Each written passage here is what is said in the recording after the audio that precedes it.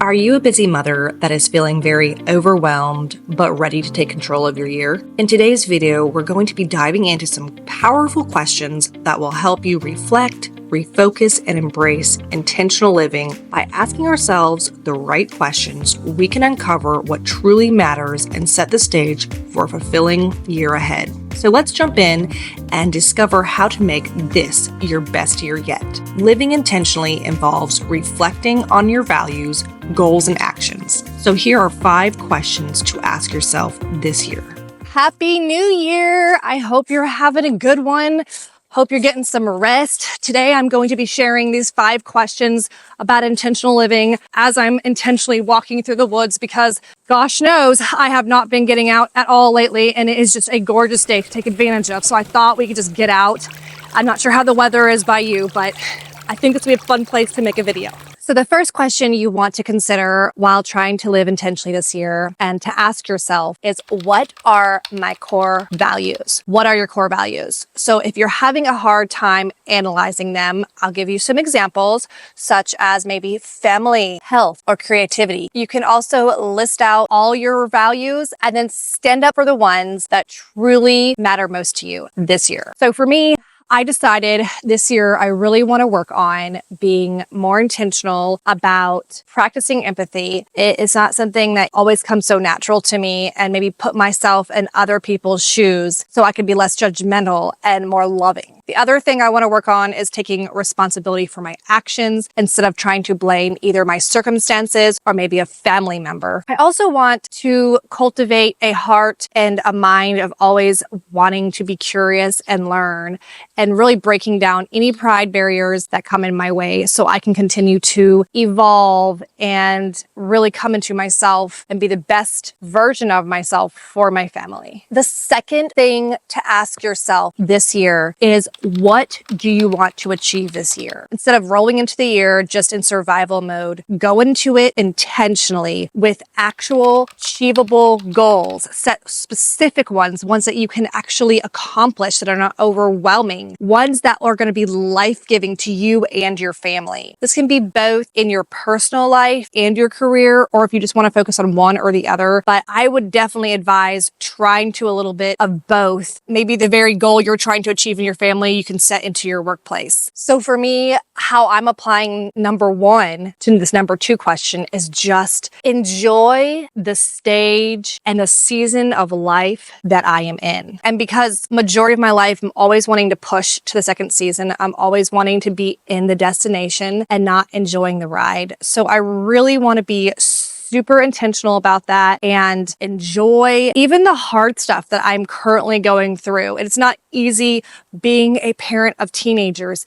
It's a totally different stage and learning that I'm in right now, trying to navigate these hard years. But I want to enjoy it and I want to learn from it. I want to enjoy every little step of the way. Let me know what is something you are wanting to achieve this year, or if anything that I just said resonates with you.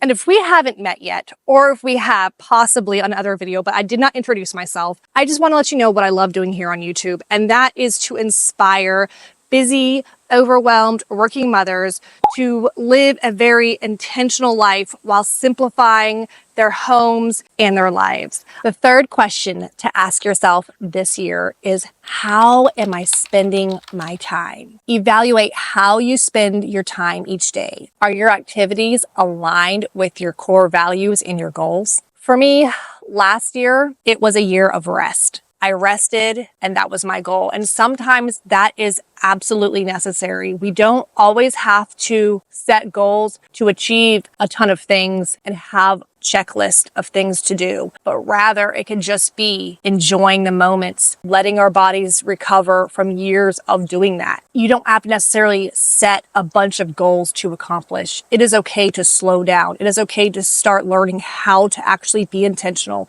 It took me years. It's still taking me time. It's a journey. Rest could definitely be one of them. And don't let anybody tell you that you're lazy for resting. That is a lie. Oh my goodness, that is a lie. It caused me so much burnout and it taking me years to recover from. So if your body is telling you to rest, that should be your ultimate goal this year, to rest and enjoy your journey perhaps. Consider cutting down on extracurricular activities so that you can have the time to rest on the weekends. So many times in the past, my schedule and commitments controlled my time. I was not the author and boss of my time. I was a slave to my commitments. The fourth question to ask yourself is, what habits do you need to let go of? Reflect on any negative habits that are possibly hindering your progress and consider what changes you need to make that will support you during a more intentional year. Maybe you can consider cutting out some bad relationships that are toxic and not life-giving, maybe more time with your family. Always suggest drinking more water. For me, I'm going to do less coffee, more water this year. During my wonderful restful year, I had picked up a little too much screen time, and that is something that has given me lots of brain fog and made me grumpy and irritable. So one way I am cutting down on my screen time, it is a blessing in disguise, but the TV that we had in our living room recently just died on us. So instead of replacing it, I decided, hey, let's just take it out and replace it with a frame. I just shopped around my house and found the prettiest picture I have. It doesn't actually fit so great. It doesn't look the best, but you know what? I want to just have the family room as a place where we can just gather and spend quality time and spend more time reading and doing the things that I love that's kind of gotten lost with all my screen time. And I also am going to try and do a no spend year. I did this back in 2017 and we busted out a ton of debt and put a big savings, and I had so little stress. And being off of work for the last few years because of burnout and being a caretaker and